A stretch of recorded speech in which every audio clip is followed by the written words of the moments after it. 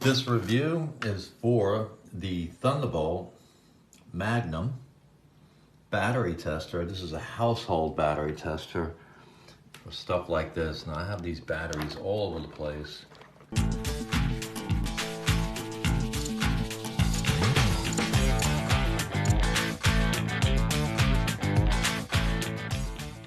And I'm curious about the states of charge they're all in, including the rechargeables.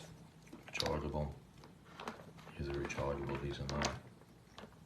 And I've had this cheap plastic one, you pull this out and you stick them in there, but the contacts are really not that great. And you know, I've gotten readings where they're dead and then I check it again and it's good, you know, back and forth. So I really wanted to get something that worked a lot better, and we're gonna find out if this Thunderbolt, and this is from Harbor Freight, I think it's about $6, of course probably made in China, yeah, and but you know, just because it's made in China doesn't mean it doesn't work well, because probably half the stuff everyone uses here in the United States is made in China. So let's get going. All right, also I just wanted to show you a voltage or a multimeter which checks voltage and resistance, and this is the alternative to using something that might be a bit easier to check voltage from a battery. And you can also use this to check voltage like in your outlet and stuff, but you know, make sure you know what you're doing before you do that. It could be dangerous, because AC 110 volts is yeah, that's dangerous. So you can use a multimeter like this, but it's kind of awkward because you have to hold the probe. Black is negative and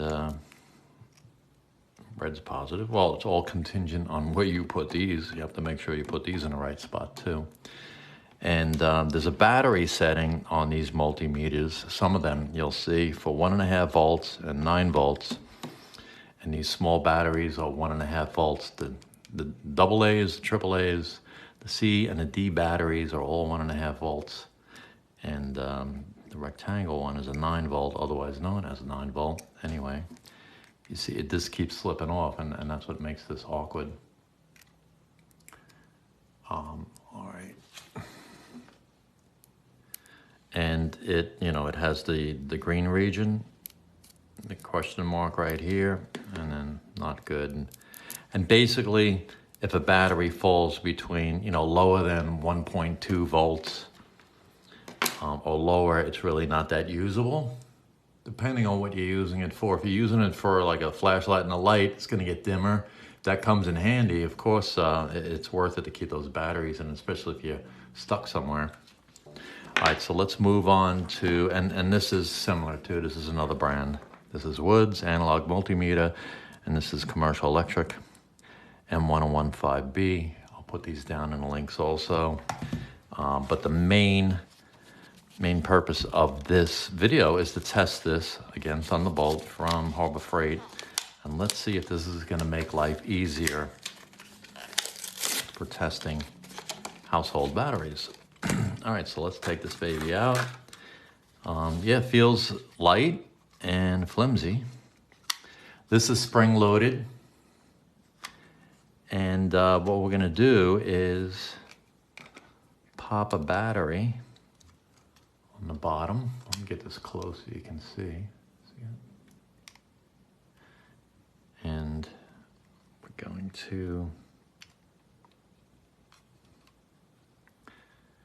pop it on there, and there you go. It is showing in a good range. Now, what would be nice if it showed you the actual voltage? Is it 1.2? Is it 1.4? 1.5? So this is an extreme hand-holding experience. It's either green, red, or kind of like right in the middle where you're like, eh. Okay, so let's try a rechargeable.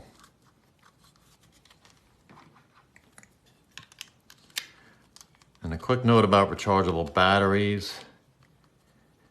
See how that flips down? So you kind of like have to be careful with this. Or if you put it up against the tip, it'll hit the contact, but you also might ground out with the casing too. Anyway, it's showing you know, it's in a good range. Yeah, you kind of have to balance the battery on this tip, and it seems like it could, yeah, slip off easy. So it's, it can be awkward. I guess you got to get used to it. If you read some of the reviews, here, look. So now we're not getting any reading. Now let's move the battery around a bit. And so I would check it a few times. I would take a battery and put it in and out several times before you determine whether it's depleted. In this case, it's a rechargeable, so if it's depleted, you just recharge it. You don't throw it away or discard it. If it's a regular alkaline like this Duracell, you can't recharge these because they would most likely explode if you try and do that. All right, so on a scale of 1 to 10, I would rate this maybe a 6. And so it makes life a bit easier. There are other ones out there that I'd like to try. And again, if you just have a regular voltmeter, you can use this also. You can put it on the battery testing setting right here. So you get the 1.5 and 9 volt. That's the Woods one. And down here, you have the battery testing modes right here. And you just look in the green or the red. If you wanted to get actual voltage on this, like I showed you before, you can go to the 2.5 DC setting. See this line there? That means direct current DC. And this side, that little wavy thing, that's AC. So you want DC for battery direct current, 2.5. And you on this multimeter, you'll look at the top scale. The top black one here, the top voltage one, the very top scale is resistance, ohms. And on the 250, when you put it on 2.5 volts, it switches to 2.5 volts at the max. 1.5 volt here is at the 150 mark. So, you know, they share the same scale.